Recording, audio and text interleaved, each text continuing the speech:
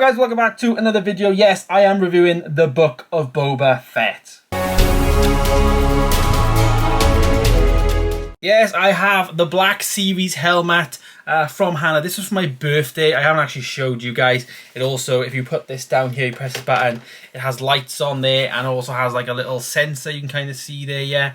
Love this. Love it. But yeah, we're reviewing the book of Boba Fett. I've also got a poster there in the background, which you guys saw or may have saw in a Blu-ray hunting video. But this is my first series review, and I'm only going to be doing these for Star Wars. I'm not going to do all the Marvel stuff because I quite frankly don't know enough about Marvel to even want to attempt to do the shows. I mean, I enjoy watching them, but I'm not going to be doing reviews of them. This is my first review of a Star Wars TV show. And I also will be doing follow-up reviews for The Mandalorian Season 1 as well as Season 2, whereby I will be revisiting them. I have actually already watched them, so over the next few weeks, be sure to stay tuned for those. And right from the bat, I do want to say this is going to be completely spoilers, so if you are not wanting to hear any spoilers of Book of Boba Fett, including the finale, there's going to be a free-for-all here, so don't watch this video. Just a disclaimer. So, the Book of Boba Fett, it basically follows Boba Fett and Fennec Shand, and we saw this at the end of The Mandalorian Season 2, where basically they stormed Jabba's palace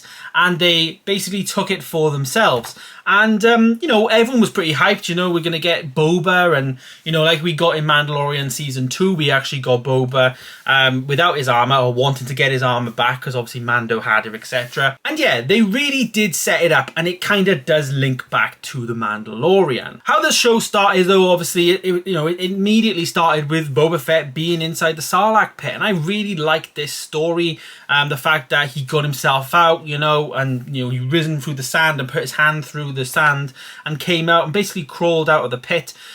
He actually used a stormtrooper to survive by using the oxygen that was inside their suits, etc. And yeah, because he was wearing Beskar, obviously the suit, it protected him and kept him alive. We saw him lose his suit, and obviously all this was explained in Mandalorian Season 2.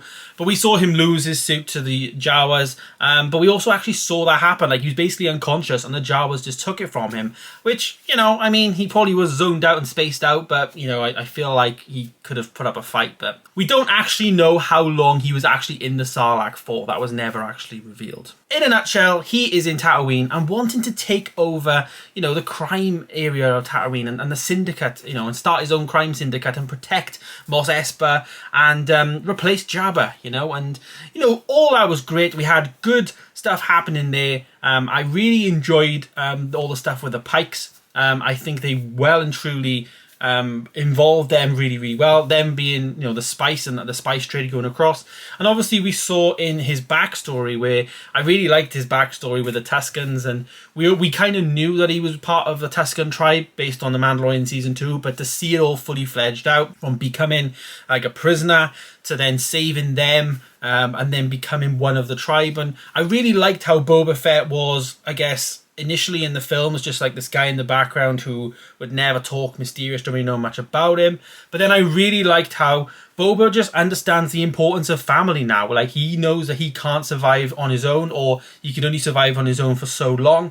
I know a lot of fans didn't really like that. Obviously I'm quite young, but I never grew up with the original trilogy, and I quite like the fact that we get more stories of a character that arguably looked cool, looked badass, but we just didn't know nothing about, so I really like that. We've also had a lot of Boba, and I've watched all of the Clone Wars, and we've seen Boba through the years in the Clone Wars animated seasons, etc. And we had a lot of that backstory there, and I really liked what they did in terms of, you know, who he is now. So the flashbacks were a big thumbs up to me. We also had this amazing train sequence, which was where the spice was getting, you know, transported across the Dune Sea, etc., which was owned by the Tuscan, or like, you know, the Tuscans had the land.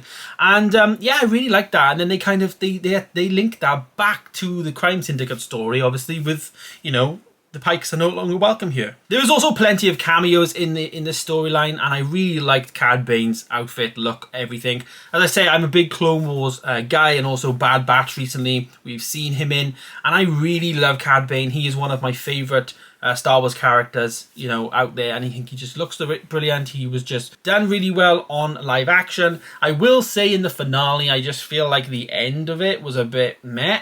But I personally don't think he has died. There was a beeping thing on his chest or something, so I think that was keeping him alive.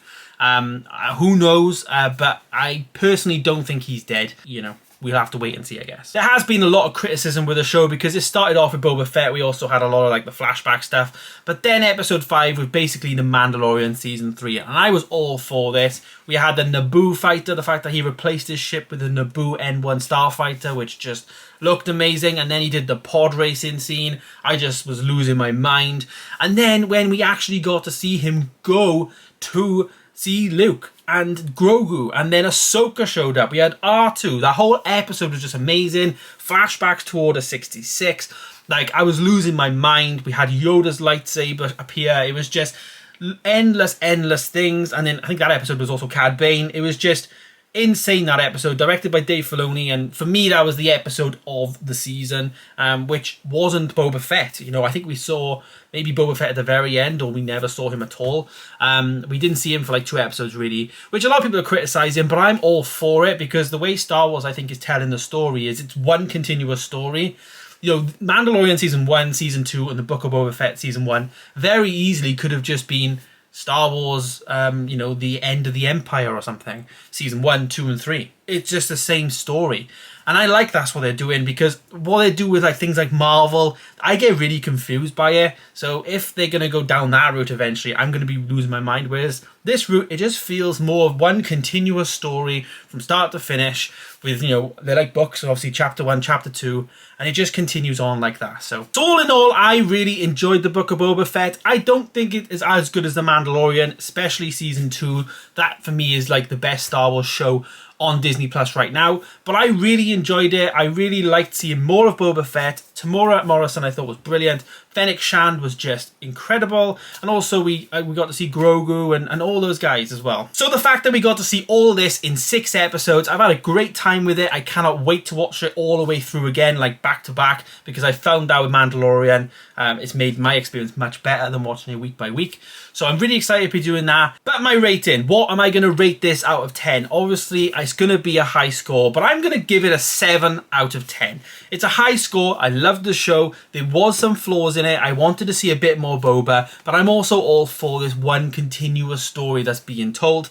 I don't think we got to see the Boba that we saw in season 2 as much. In The Mandalorian, he was really badass on the mining planet. You know, he was just really badass, and when he like broke those stormtroopers stuff up and stuff, I loved all that. I don't think we saw that side of Boba. So that's my only criticism of the Boba stuff, but a lot of the points goes towards the Mandalorian stuff and obviously the Grogu stuff, which Disney are obviously going to want to do more of because they sell a lot of the merchandise as well as, you know, the characters. I think are just really lovable. So 7 out of 10 I think is a fair score for the Book of Boba Fett. Let me know your thoughts down below. Have you seen it? Are you going to see it? I would recommend you do.